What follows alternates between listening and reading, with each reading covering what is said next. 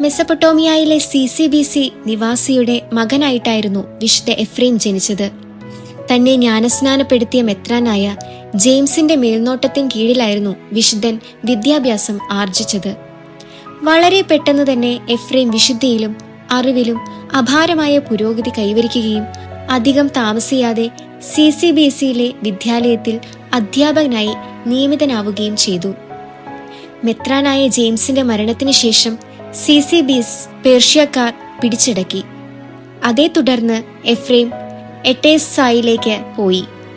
അവിടെ എത്തിയ വിശുദ്ധൻ ആദ്യകാലങ്ങളിൽ മലനിരകളിൽ പാർത്തു വന്നിരുന്ന സന്യാസിമാർക്കൊപ്പം താമസിക്കുകയും പിന്നീട് തനിക്ക് ചുറ്റും തടിച്ചുകൂടുന്ന ജനങ്ങളിൽ നിന്ന് രക്ഷ നേടുന്നതിനായി ഏകാന്തതയിൽ സന്യാസ ജീവിതം ആരംഭിക്കുകയും ചെയ്തു. എഡേസായിലെ ദേവാലയത്തിലെ ഡീക്കനായി നിയമിതനായെങ്കിലും വിശുദ്ധന്റെ ആഴമായ എളിമ കാരണം അദ്ദേഹം പൗരോഹിത്യം നിഷേധിച്ചു.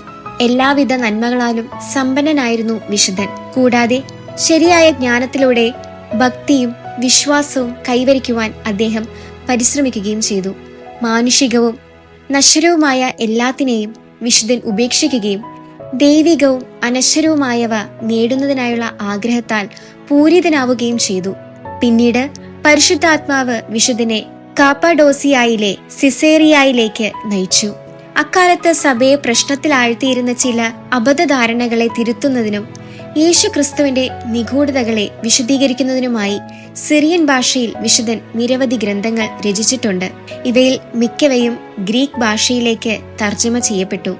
അക്കാലത്ത് ദേവാലയങ്ങളിൽ സുവിശേഷ വായനയ്ക്ക് ശേഷം വിശുദ്ധൻ എഴുതിയിട്ടുള്ള കാര്യങ്ങൾ വായിക്കാറുണ്ടായിരുന്നുവെന്ന് വിശുദ്ധ ജെറോം സാക്ഷ്യപ്പെടുത്തിയിട്ടുണ്ട്. അത്രമാത്രം പ്രസിദ്ധമായിരുന്നു വിശുദ്ധന്റെ രചനകൾ. പരിശുദ്ധ മാതാവിനെയും വിശുദ്ധന്മാരെയും സ്തുതിച്ചുകൊണ്ട് അദ്ദേഹം എഴുതിയ കവിതകളെ കണക്കിലെടുത്ത് സിറിയക്കാർ പരിശുദ്ധാത്മാവിന്റെ സാരംഗി എന്നാണ് എഫ്രേമിനെ വിളിച്ചിരുന്നത്.